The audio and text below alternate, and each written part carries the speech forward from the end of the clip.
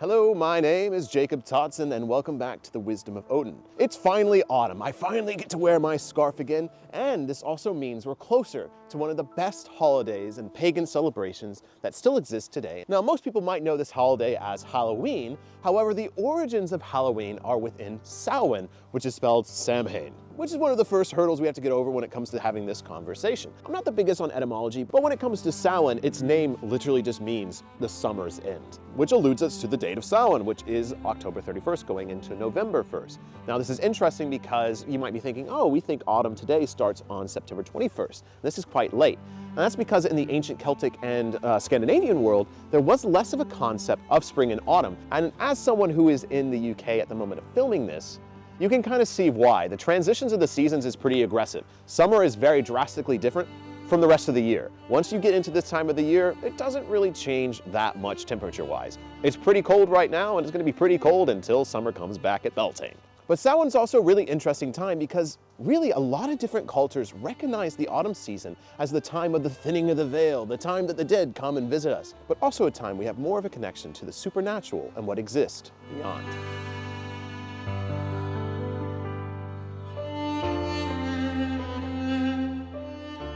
As always, let's start with the history of Samhain. How far back does this go? Well, that's kind of the interesting thing whenever it comes to talking about Celtic subject material, is the dates get really confusing because when we actually look at the written source material, of course we're talking about the written source material of Christian monks recording the Irish mythologies, possibly being the first mentionings of Samhain. However, we know Samhain as a tradition goes back for thousands of years, possibly all the way back to the first time of the arrival of the Celts. And this is because the deities of the Celts are so closely tied with Samhain. And then it gets even more complicated because when we talk about sites such as New Grange, where the story of Samhain is said to have taken place when the Dagda and the Morrigan come together to have their holy union at New Grange every Samhain. But New Grange as a site is something that was built even further back than the Celts. The Celts were not actually the people that built New Grange. It was the Neolithic builders. And there is a connection between the Irish and the people that existed in Ireland before, and how the people that existed in Ireland before that built New Grange actually became the gods. They became the spirits, the fae that live in the earth. When everything is wrapped in together, when something like New Grange, Samhain, the Dagda, the Morrigan are all kind of wrapped together, we can see it goes back for thousands of years. Now, when it comes to the actual traditions of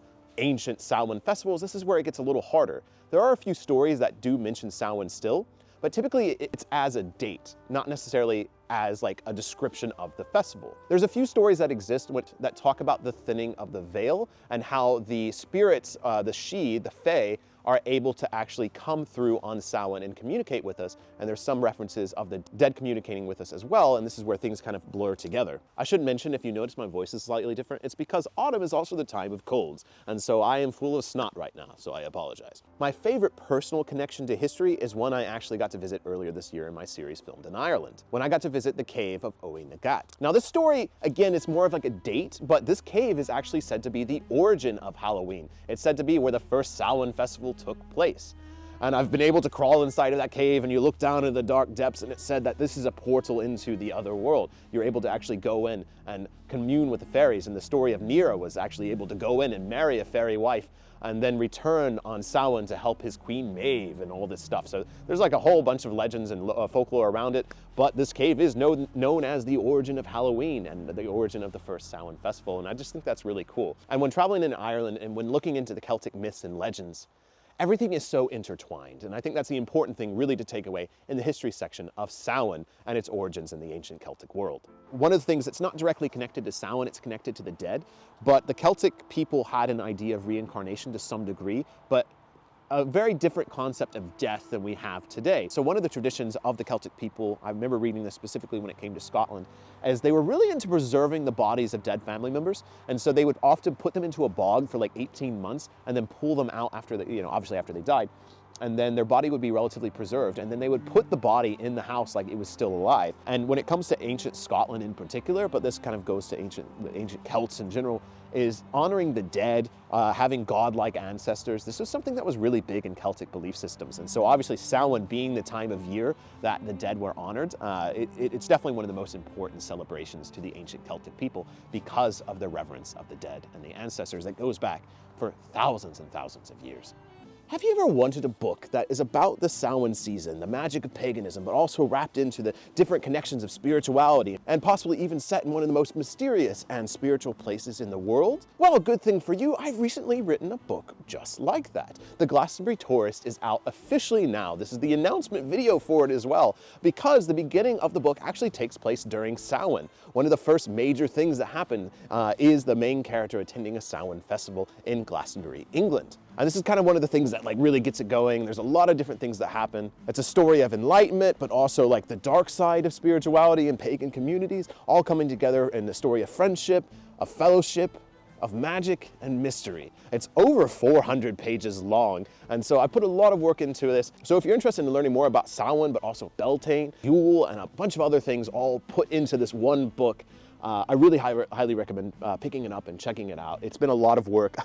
I've spent the last few months just typing away and getting this ready to release. So if you pick up a copy of the Glassenbury Tourist, it really does help this channel out a lot. And I really genuinely believe in this story, and I think you're going to enjoy it. So pick up a copy and a link down below. And when it comes to later, I have another story called A Yule Story that's about Yule. And so I really love the holidays.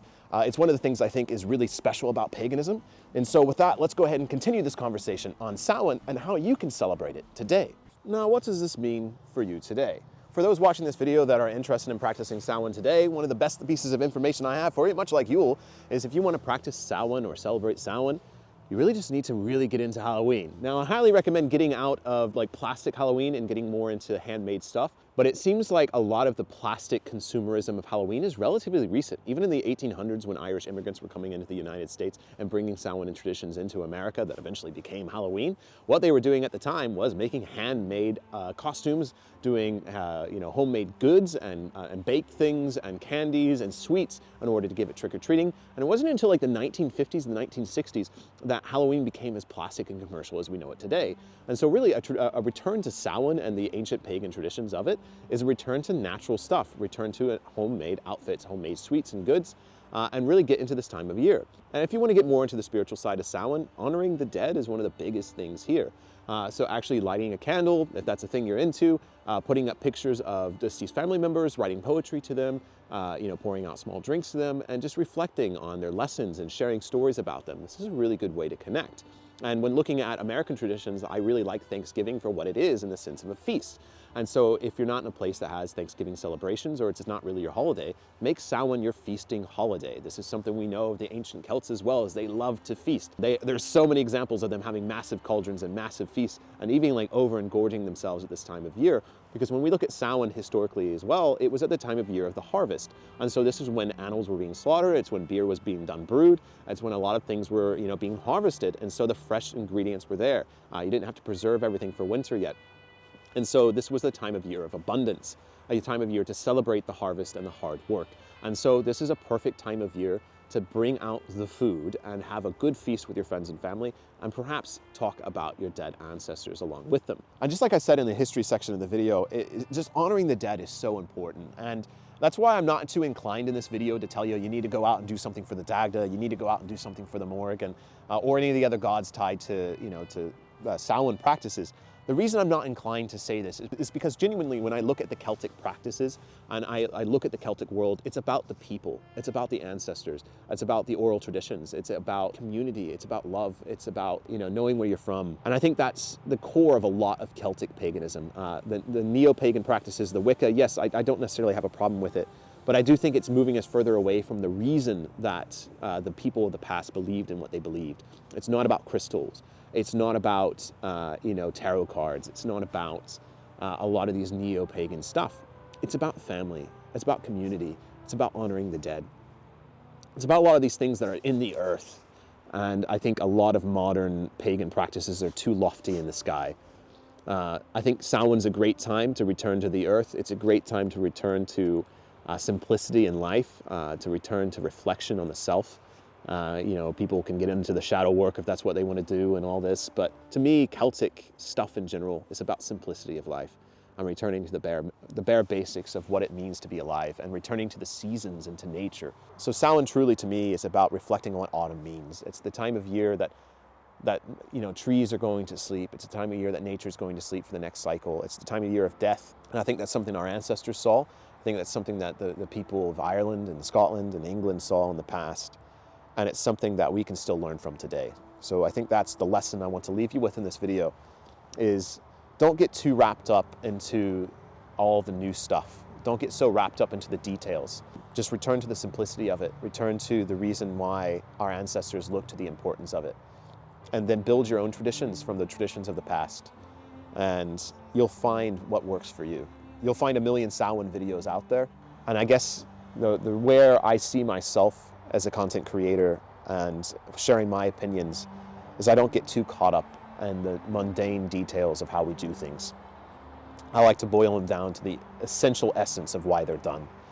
And hopefully I've been able to do that in this video talking about Samhain with you. I hope you have a wonderful Samhain season. I hope you get to enjoy this time of year to its fullest, because I truly do love it so very much. So thank you so much, and I'll see you in the next video here at the Wisdom of Odin. And until then, happy Samhain.